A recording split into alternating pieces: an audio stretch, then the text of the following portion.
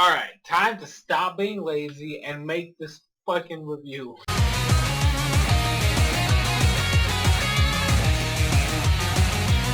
Yo, what is up, Crockxen clan members, anime fans, and others who some fun video. I'm SoresanCrockxen once again here with another anime time with yours truly. Today's topic is going to be Absolute Duo. Relatively recent show I watched. It's got its points here and there, but overall package I wasn't too fond of, but we'll see where it goes.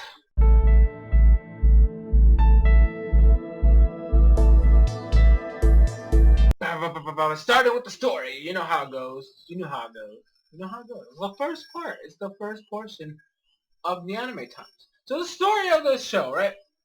Let's get something out of it. It is the generic type of guy, main character has something in his past, and you have kids with weapons in a school setting. It's the basic generic plot of it's a school with kids with powers, and the main character has a tragic backstory and has something weird and different about him compared to everybody else. And this time around, we have what are called blazes, which is the power of the soul in the form of a weapon. That's literally how they describe it too. It's the power of your soul in the form of a weapon. Ironically enough, the main character has a shield as his weapon. And it's a little shield. It's right here. On his arm. It always appears on his arm. And then he can block things with it. And then obviously, because he has a shield, it's not really a weapon. So I guess he's developed another skill. And so he has like the Fist of Fury or some shit. I'll get into it in the character section. But overall, the story is literally revolves around not only the school setting and explaining how you power up. Because they actually have these levels. Like, it's a freaking medicine. I mean, it looks like a medicine. It's basically a drug that you gotta inject into yourself after you pass a test, which levels you up, I guess. And they literally say it like that. It's like, it levels you up. I never really explained what that exactly... I mean, they show what happens. Like, you actually get faster, stronger. Your moves are a lot better, and you can move a lot better. Your reaction speed is quicker. You know, it changes a couple things here and there. But they don't really tell you or explain how the hell you're actually leveling up, which is kind of weird. There's also this whole debacle of whether or not we should, I guess, mechanize, like, basically artificially create machines to do these type, like, well, not machines, more like robotic suits to do what basically blazes do. So that, because there's kind of like an imbalance, you know, because you obviously have people with blazes who are, you know, technically speaking, higher in society. And, like, obviously, well, I mean, it's not that they're higher in society, it's just that, I don't know how to explain it, like, realistically speaking, because they actually didn't go full into detail on what the whole purpose of building a new, like, version of these people, because it's not like they're getting weapons, it's just that it's a suit of armor that can do somewhat the same things that blazes do, without actually having the ability to use a blaze. Because, like, blazes, like I said, it's the power of your soul, and it's very limited to certain groups of people. So, like, and it's just, like, the power struggle dynamic there, between, like, the headmaster of the school and, like, the scientist that's trying to create these things. And that's kind of, like, the basic premise for this show, I guess, it's the best I could explain it. I know that it was all over the place, and I apologize.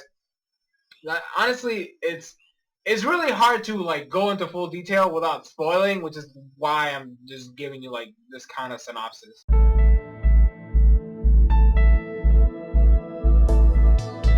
Alright, animation, music, visuals, you know how it goes. That's the second part of anime times. For those of you guys who are new, that's how we run things.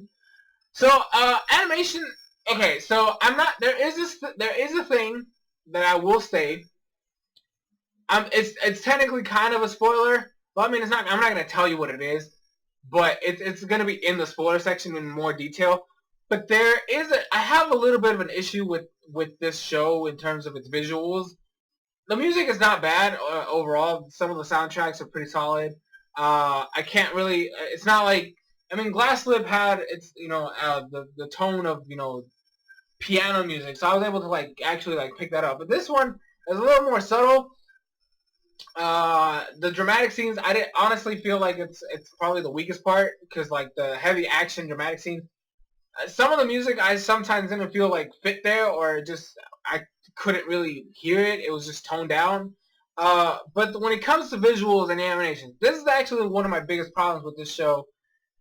Like the animation, the way it worked, it was very smooth in certain areas, but very jarring in others. And some of the art style isn't exactly the best. And one of the things that really holds back the show is that all the weapons kind of look the same. They all have this very samey look of, oh, it's very like a black. They're all black weapons that just have these streamlines on them with varying colors. But for the most part, they all look the same, even though the weapons are actually different.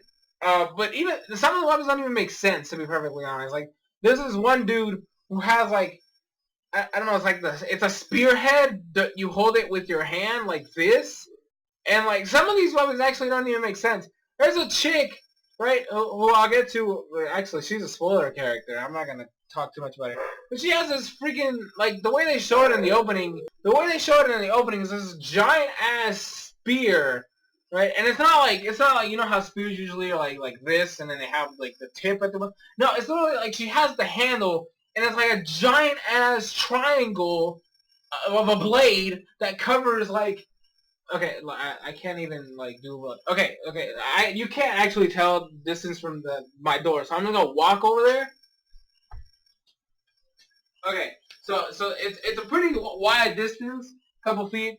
It's bigger than that distance. Like that entire section of the blade is that much bigger. But when it comes to the actual in-show canon, it's not as big except for when it needs to be, which is actually really weird. Um, and then the part that I was telling you about earlier, which is gonna be going into more detail in the spoiler section, they do this thing near the end of the series where they try to incorporate like really like cringy CGI. Now I've been getting better more recently at noticing CGI in shows, and for the most part, like I gotta admit, sometimes CGI can be kind of jarring, but it doesn't really like ruin the experience. But for some reason, because of the way the show is structured and the way the visuals look and how sometimes they don't work, when you add on top of that really bad CGI, it really makes the scene look bad. And the problem with that particular scene, like I said, I'll get into way more detail in the spoiler section, is they do 2D animation mixed with the CGI. What I mean is, you have the certain characters in 2D animation, and the character that ends up being CGI is constantly switching between 2D animation and computer generated images. Like, he's constantly switching like what kind of animation visual you're using, which just really puts you, like, for me, it took me out of the episode when I was seeing this guy first in like 2D normal animation, and then all of a sudden in the next frame he's CGI. He's flying around in CGI, and then all of a sudden, as soon as he's in front of the other characters, he's 2D animation again, and then he switches back to CGI. It was really jarring. Like, that's why I mean, like, a lot of the animation problems, like the show, animation is sometimes okay, but sometimes it's really jarring. And this is one of this particular, like, I think it was like I think it was either the last or second to last episode. It really shows how jarring it is when you have this constant switching between, and it's just one character. Just one character. Everything else is still in the 2D animation, where you have this one character that's just constantly switching between both, versions in the same scene. And I don't know, like, to me that's really jarring. I don't know about everybody else, but to me it really, really was jarring.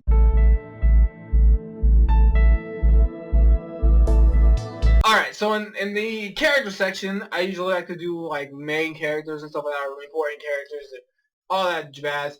I'm only going to talk about two mainly in this section, and like are actually important, and then one that's just an issue I had with the show itself.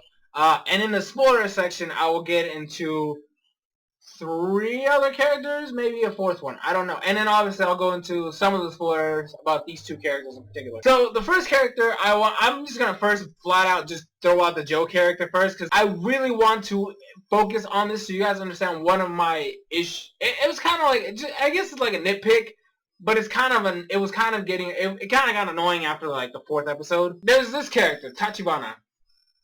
I think that's the way you say his name. Yeah. So this character, I'm just gonna say it flat out. He has a staff. His weapon is a staff, which is fine. Like I don't have a problem with his weapon. The problem is they set him up to be, like in the beginning, they kind of set him up to be like a somewhat important character because they kind of pair him up. Probably should have mentioned this in the story section.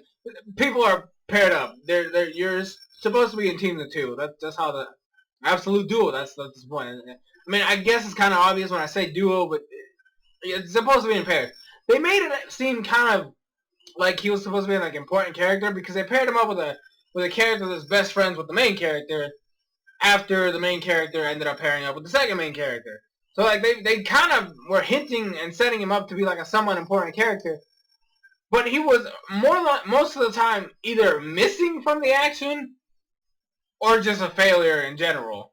And the worst part, and I'm serious, I'm telling you guys right now because it might get annoying for you guys as it was for me, even though I just said it's a nitpick. This dude does not say a single word in the entire series. The dude who voice acted this character literally just got a free paycheck. Because all he did all season long was grunt. He's like one of those guys who's always like strutting and like, you know, flexing and showing his muscles and stuff like that. Like that's all you're gonna hear from him is just grunts. Even in scenes where there's nothing going on, like he's laying there on the ground, or you think like after he just got his ass whooped or something, and like this did happen by the way, he still just grunts. Like he just and I'm like. So I just sat there like that was just lazy. It was a lazy character, and I wanted to bring attention to this because it's gonna be annoying for you. I at least it was for me to have this character that was shown to be somewhat important, and like he doesn't bring anything to the table, and like the voice actor just got a free paycheck because they probably could have just recorded all his grunt noises the first day of recording, and then like he was just like, "What's up?" Later, I'm done. I don't know, it just bothered me. I just wanted to let you guys know. So the first main character I'm going to talk about is obviously the guy. His name is Thor, and it's spelled like this, T-O-R. I'm going to actually like put it right there on top of his picture real quick. So he's the shield guy. He's got a shield. His shield is a weapon. His weapon is a shield. The way they set him up in the beginning is the fact that he, like I said, the typical generic male main character in the school setting with powers and kids. Tragic backstory. Apparently, and they don't. This is kind of. I mean, it's not really a spoiler. I mean, it's just a warning. I might wait for that. I'll save it for the spoiler section. His backstory in the beginning of the episode, or the series, I should say, is the fact that in the past he was not able to protect somebody. We don't ever find out who. Just letting you guys know. He wasn't able to protect somebody. Somebody killed this girl who meant a lot to him. His house was on fire and all that jazz. And now he's enrolled in the school to try to get stronger so he can get revenge. That's literally the whole point of it. The problem is, obviously, his weapon is a shield. It's not really a weapon. It's a shield. So he can't really do much. So then, like, it gets to the whole, like, his whole growth as a character is the fact that he goes from a guy who's all about revenge to a guy who's all about protecting those he cares about. Typical, you know, generic male main character in this type of setting. Which is fine. I mean, I guess for me, one of the biggest issues with the show is this character. Like, I appreciate the fact that they took it that route of, you know, revenge not as good, you know, as protecting those. But that's literally just a standard shonen trait, you know. So it's like I couldn't like give him praise. But on top of that, like they do this thing with this character. Or he's sometimes like one of those cool, chill, badass guys, but then he still falls in the same trope of, oh, there's a bunch of girls and like stuff randomly happens, and then people misunderstand. And there's this one character. I'm not gonna go into full detail on her, but I mean, she was okay. But she's always one of the people that like hears something, some incident, or sees some incident, and just comes up with these crazy like theories, and then like ends up apologizing for it later, and causing it even more of a distraught with this character, because it means like, oh crap, this girl's over here bowing down to me, apologizing. All these people are staring, and oh my gosh, I'm so it's that whole debacle. He also has this power fist thing. Like I said, they did this. His weapon is a shield, so he kind of had to come up with his own thing, which they never even explain how the hell, because he's the only one with this power. Again, alluding to the fact that he's an only guy, he's the only one. He's so different from everybody else. But he's basically like a freaking fist that he glows in yellow and then does like a huge amount of damage. Basically explodes the freaking ground into a crater. Or if it hits you, it just freaking just destroys you, obliterates you. At least so we thought in the beginning. I mean, you can kind of control it so it doesn't do as much damage, but for the most part,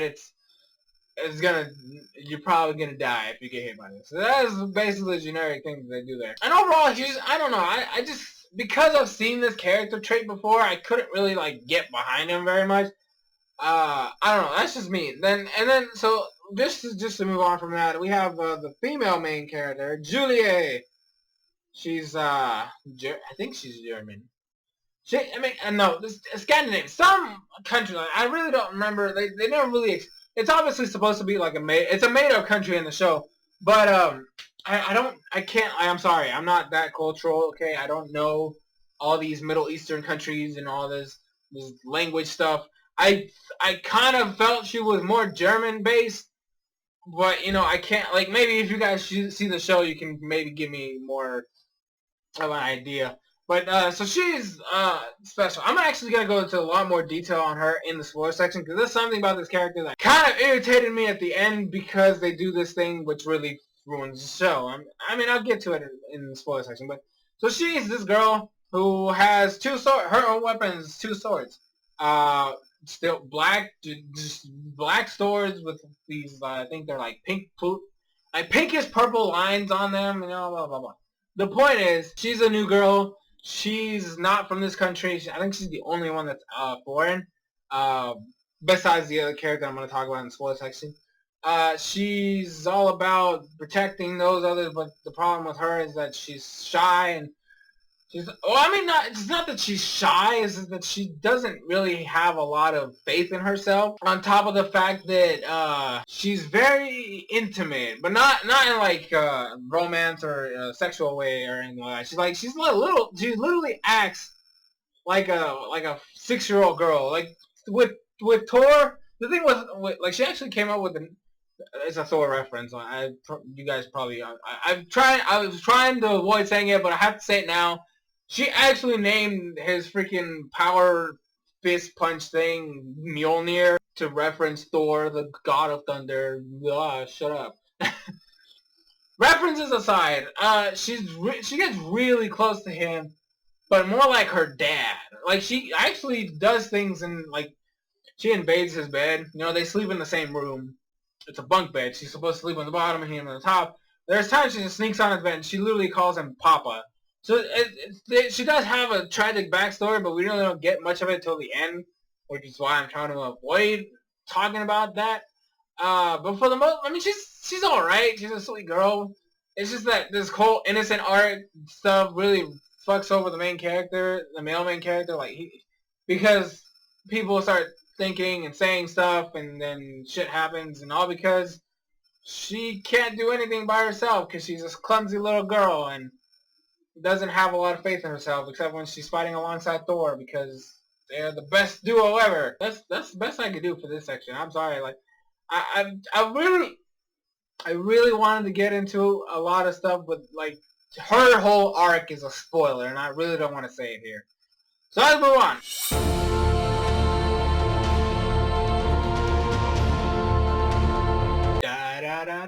Spoilers.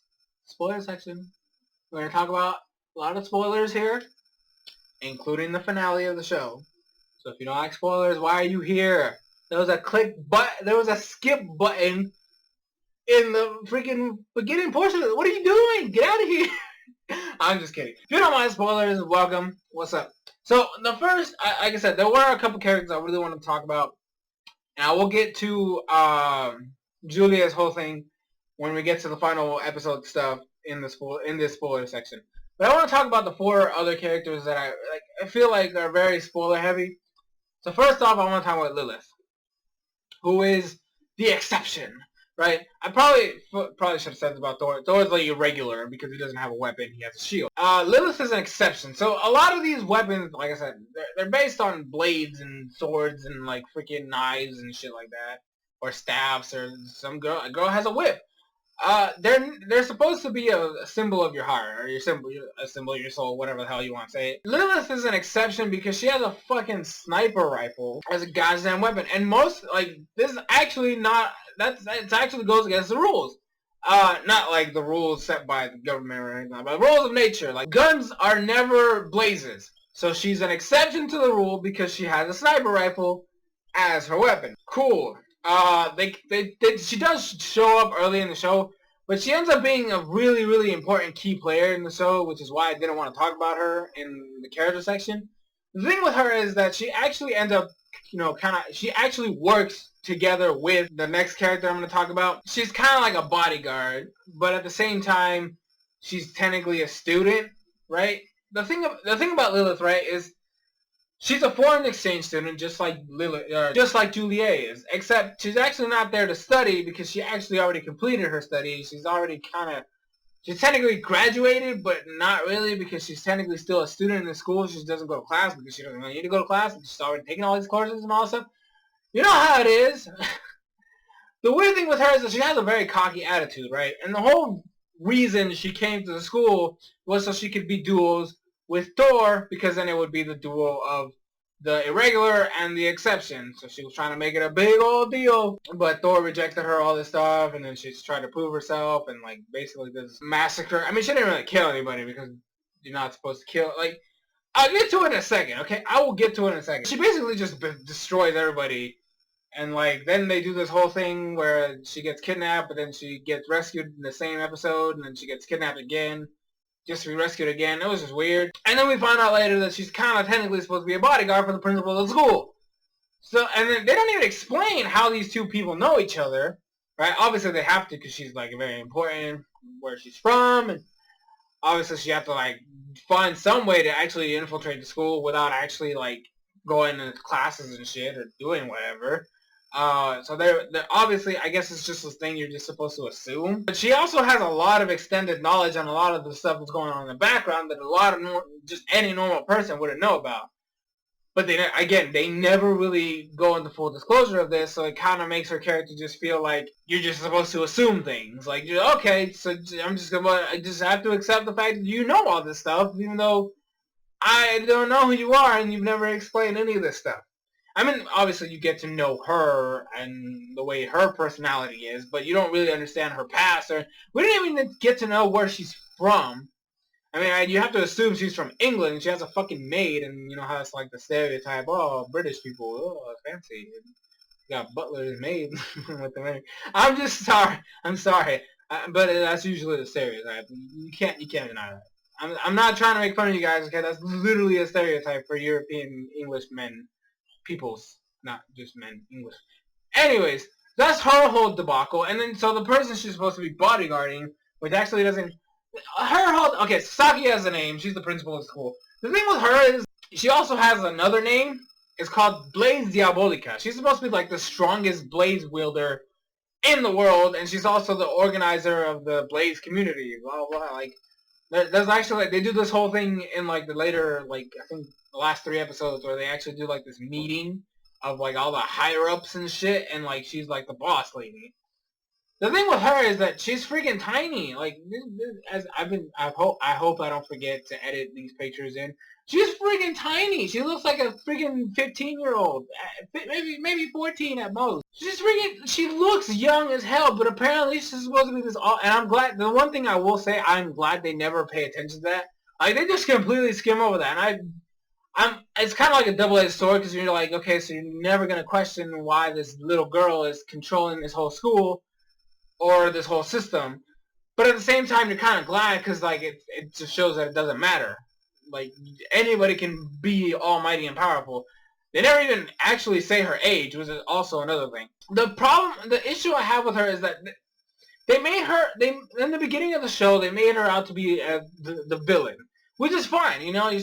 Principal's evil and like all this stuff just for the good of the school and all that stuff. It's pretty standard stuff. The thing about it is that she actually wasn't the villain. They never actually go into full details on what her whole like end goal is, but she does need Thor to do what her purpose is, which again they never really explain. Because the whole thing, all the time she's just mentioning this thing about absolute duo, absolute duo. I'm trying to achieve absolute duo, but they never go into detail what the hell absolute duo is. So then you're just like, so you have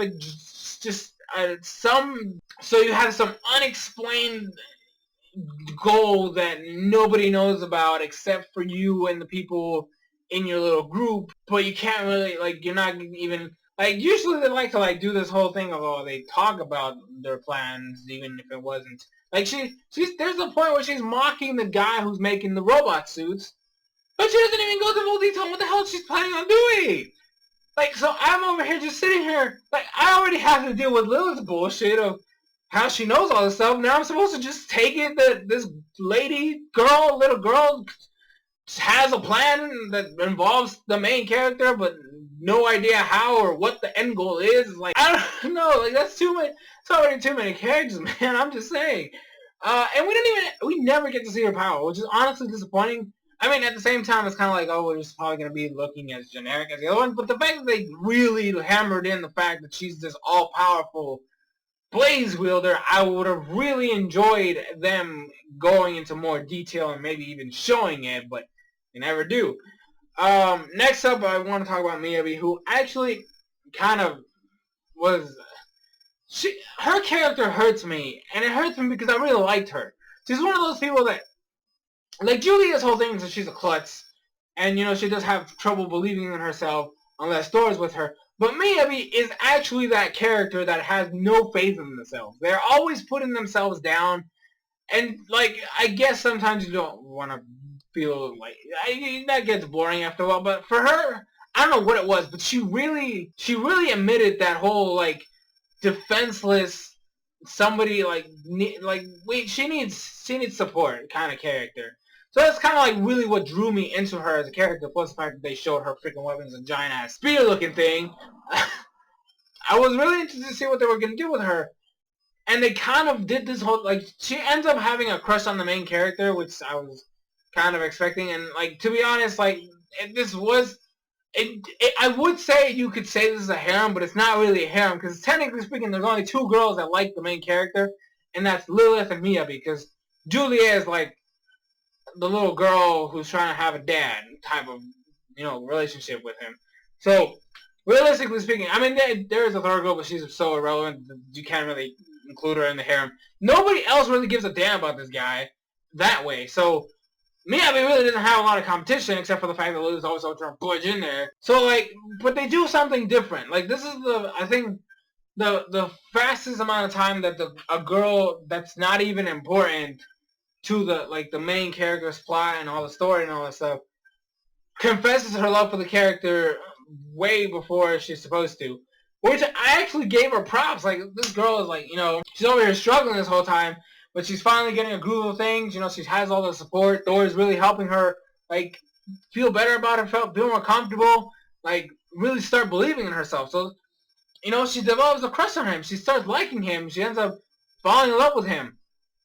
And then she straight up confesses her feelings for him, but because of Thor's backstory of, like, the drama, the shit that happened, he can't accept it because he's too weak. He doesn't feel like he can protect her, which is fine. I mean, I'm just glad they give her the opportunity to do so. But that's where she kind of turned, because, like, I was like, yeah, she freaking, she confessed, and obviously she does the stereotypical thing of, oh, I wasn't expecting anything to happen, blah, blah, but then she runs away, and she disappears for, like, an episode, and she comes back a villain.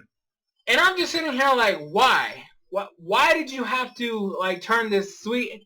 I mean, like, that's, like, it's not so much as just a generic turn, like, oh, Because Lilith did the same bullshit. Lilith was rejected by Thor, so she went on this fucking rampage. So you're gonna give me two characters that, after being rejected by the main character, go on freaking tirades and shit? The first one was enough, and hers was actually so uncalled for. Miyabi was actually more... I felt worse for that one, because then she turns into a fucking robot. Like, they do this experiment. Like, she wasn't even a target, right? Let me bring up K real quick. So this is K. He's a douchebag. I'm just... This asshole, right? This asshole is the robot's, like, well, the scientist's main puppet guy. Like, he's the one that does all the dirty work and shit like that. He's the one that's always being sent out to find and capture certain people. Miyabi was never a target, but oh, hey, she has this struggles of the heart, and she was rejected by the guy who she loves, and oh, for the power of love. I'm sorry, I just lost it right there. And the worst part is, that shit didn't even last an episode. She was introduced as a villain, fought her duo, and then she freaking her powers went away. Or not her like blaze, but like the suit broke and shit. Like, so what was the point of even doing that? I really don't get that. Like, we already have this bullshit ass dude K, and then the scientist asshole over there. You really didn't incorporate another villain. But K is the one that I was mentioning earlier. He turns the CGI monster over here. I wish I could show you a clip. I really wish, but you know, copyright, and I don't want to deal with that. So he also has a tragic backstory, because apparently everybody has to have a fucking bad... Why is that everybody needs to have a... Like, the freaking three main... Like, the Thor, Juliet, and Kay all have three tragic backstories, and they're all pretty much the same. It's pretty... Somebody they care about dies. Thor's... girl, whatever the hell, maybe his sister, I don't freaking know. Julia's dad, and then freaking Kay's older brother. All these characters have a person they care about die, and then now they're all about vengeance and power and shit like that. That's literally, well, I mean, except for Juliet, but we'll get to her in a second. So it's just, I just don't know. I didn't care, especially for this guy, because he was just a straight up dick to everybody, and I know that's supposed to be the whole point. You're not supposed to like this guy, but that's the worst part is that they tried to bring in this whole like backstory to try to make him more human, but he's still a dick even during the flashback. So then why the hell, like, this is legit what happens with him. He fails, right, because Thor blows him away with his fist of fury. He's over here freaking, he makes the scientist dude look bad. And then, like, the scientist dude is also a douchebag. Like, he's a dick, and he's over here stomping him, and I guess, like, he got what he deserved for even attempting to cause destruction and war and shit. But then Kay kills him after the flashback of him freaking his brother dying. So it's like there's no redeem. You can't feel for this character when literally as soon as we try to get him to be human, he murders somebody and then proceeds to try to destroy everything. So how am I supposed to care? This is a real question. How am I supposed to care about a character who's been a dick since his introduction? Then you try to make him feel human, but then instantly take that back by having murdered somebody. We basically, I guess the dude deserved it, but it still doesn't matter, because then after that, you still went on a freaking rampage. I'm sorry, Thor is a rampage magnet, because everybody he rejects causes shit to happen. It's weird. I know. So let me talk about Julia real quick, and then this is actually the end of the series, by the way, so it actually ties in. I'm so glad that I was able to do it via the characters, so it's really nice. Julia's whole thing, right? So this is why I ended up disliking the show because of the finale. Because the way they do this whole thing is that Julia has this thing where they show it twice in the show. One in episode, I believe, episode 8, and then in the last episode, where she goes into like this demon form. Like she doesn't turn into a demon, but like she has like this dark purple aura around her, and then her power like triples and shit, and while she's faster than light now, and teleporting and shit, she's fucking broken. The two times this happens, once is on a boat, on a yacht type of thing, when after Kay kidnapped Sakia, and then like he basically like beats up Thor, and then Julia goes berserk. And the second time was when the CGI monster over here comes in and like basically like stabs Thor in his chest and shit, and then like he's dying. Or we think he's dead. Obviously, he's the main character. They don't want to kill him. But she goes berserk mode again, and then like, then she basically Thor like stops the evil demon self shit, and then like they defeat the CGI monster. And the way they explain it, right? And this this is where it gets fucking stupid. She actually explains what is going on, but the way but what she says completely negates everything about this show. And now let me say exactly what happened. So we get again the flashback. This time we actually get a flashback so we can actually see what the hell happened. Juliet's dad dies, and Juliet can't protect him, right? So then, at that moment in time, when her father died right in front of her, she was able to use her blaze. But this time, or not this time, I should say that. But these are real blazes, not artificial ones. What does that mean? Everybody in this school, all their blazes are now considered artificial. So that whole freaking bullshit about blazes being a power of the soul in the form of a weapon kind of just goes out the window, because apparently real blazes, right? The ones that are real blazes are the type of things that Juliet has, and those are even rare people. So apparently, not only are they manufacturing weapons and robots and shit like that, what the scientist was doing, but then you have people who actually have freaking artificial blazes injected into their system so that they can use their power. That brings up another point. This Saki have an actual real blaze, and it's not artificial, and that's why she's so freaking gosh damn powerful. Again, we don't get to see anything. But the other thing that hurts us is her weapons looks exactly the same as everybody else's. They have the same generic look. So what makes a blaze artificial or not? They don't go into details, and they don't actually explain how all these people have artificial blazes. Because as soon as she says that, Thor is like, wait a minute. Like, he just gets confused, like, wait, so there's a difference? Or he didn't even know that there was such a thing as an artificial blaze. So, like, I'm sorry, it just completely ruined that whole portion for me. So, and then the episode ends because the show's over. I don't get it. Boy, that was a long-winded fucking spoiler section. Jesus Christ. I'm gonna try to keep this short and sweet. Overall, the story pretty generic, pretty standard. I honestly would not recommend it though, because not only is it generic, the ending really just negates everything. So like, I personally don't think it's worth watching it. The characters aren't really the greatest. Most of them are pretty forgettable or just not important, and some of the things they do with certain characters just really don't help at all. And the fact that there's so many characters with the same backstory just kind of loses it. At least for me. Visuals aren't the greatest, especially those jarring CGI crap that they ended up doing. So, rating, I will say don't even bother. But again, it's up to your preference. I will leave a link to Funimation, because that's where I watched it. If you do decide to watch it, it's going to be there so you guys can check it out. I think it's also dubbed now. I don't know. I watched the sub, so it doesn't even matter.